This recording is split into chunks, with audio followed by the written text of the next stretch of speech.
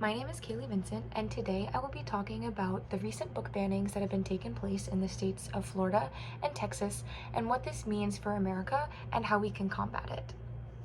Recent book bannings in the states of Texas and Florida have sparked controversy among Americans regarding the freedom that authors, schools, and students have when it comes to literature. According to my textbook for my media culture and technology course called Converging Media, they said, quote, "Staged book burnings attest to the social and cultural significance of books throughout history and right up to today. Books that have threatened political regimes, social movements, those books, like the fact that they were targeted, shows that they have major social and cultural significance and that their literature and the stories that they tell is important." So tonight, I would like to provide context regarding the controversy in Texas and Florida and explain the historical situations in which book burning was popular. I would also like to explain the concern that Americans have today, and I will argue against book burning and give you tools so that you can understand the situation that we're facing. First, I would like to explain why book banning has become such a recent topic of discussion in the United States. In the states of Florida and Texas, there have been mass bannings of books in schools and public libraries. These books typically address topics like race, abortion, sex education, and LGBTQ+ representation. In both states, there have been religious and conservative groups that protest against the presence of certain books and their content in schools. And according to CBS News, more than 1,600 books were banned from public school libraries during the 2021-2022 school year. That's a lot of books. In Florida specifically, their law bans critical race theory, which some Republican lawmakers have used as an umbrella term to target equity initiatives and target teachings about systemic racism.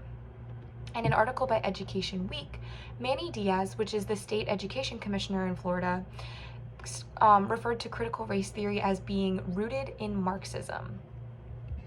And in 2022, Texas banned more books from public school libraries than any other state.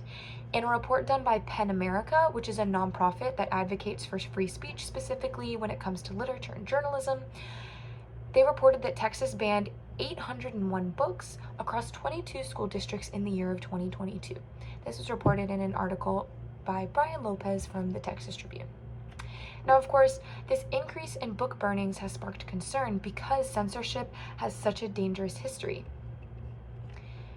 Censorship is defined as the act of prohibiting certain expression or content, and censors usually do not target the whole publication, program, or website, but specifically seek to target a certain part of the content. This is according to Pavlik and McIntosh in the textbook Converging Media, which I previously mentioned. Historically, when there's a group that thinks society is progressing too far and sharing stories of marginalized cultures, or when someone in a position of power wishes to control the thoughts and understandings of the public, there is a push for book bannings. For example, Adolf Hitler and the Nazi regime burned books that did not align with the Nazi Party's political views. They also burned books by Jewish authors or books that told Jewish stories. Along with that, classic books like The Great Gatsby, To Kill a Mockingbird, The Color Purple, 1984, and even The Lord of the Rings have been banned and have been subjects of book bannings. More recent books like The Perks of Being a Wallflower, The Handmaid's Tale, Looking for Alaska, The Kite Runner, and The Hate You Give have been subjects of book bannings. The problem with book bannings and book burnings is that it leads to a chilling effect, which is a phenomenon that occurs when media producers decide not to publish stories on a topic after another creator has been punished or jailed for such a story. This is according to Pavlik and McIntosh, also in the textbook Converging Media. This is a common phenomenon that is seen not only with authors, but also with journalists. So when someone publishes about a topic that ends up receiving some type of punishment because of that publishing, people stop writing about that topic. This chilling effect is also being pushed into other realms, not just authors, but also teachers who are unsure of what they are or are not permitted to say in the classroom, and other writers who are scared to write about certain topics because their books might become a target. Fortunately for books and the literature community, authors, librarians, and other groups like students and parents have worked to fight against book bannings. Librarians, and specifically even the CMU English department, celebrate a week of Banned Books Week, which recognizes and celebrates books that have been banned and or are banned in the United States and other countries. The goal of the week is to bring the stories of these books back to the surface so that they can continue to be told and passed on, and so that we can continue to learn and understand what these stories mean and what they're trying to tell us. This year, if you wish to celebrate, Banned Books Week will be celebrated from October 1st to October 7th. So this is a really good time to get to know these books, read them, and learn their stories. A more specific case, in the state of Illinois, lawmakers have made book banning against the law. In an article by ABC Chicago, Representative Ann Strava Murray, which is the bill's lead sponsor, said, quote, "Banning books is a sort of behavior that was once for good reason associated with the worst, most repressive, and repugnant authoritarian regimes of the mid-20th century and before. The fact that this is even up for discussion in America in the 21st century is disgusting." I personally could not agree anymore.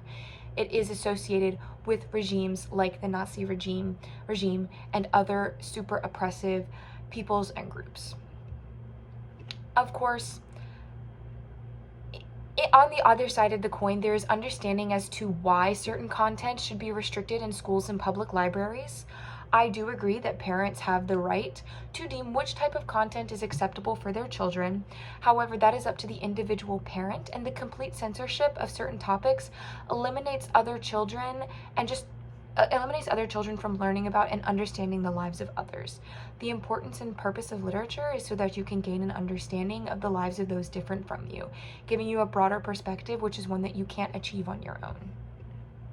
In conclusion, I believe that the book bannings in Texas and Florida are extremely concerning. Topics regarding race and sexuality are not dangerous, they're not corruptive, and they teach important lessons about the diversity and culture of our country. I encourage you to celebrate and read books that have been banned in areas around the United States, as their content is extremely important to the development and improvement of our country. Thank you.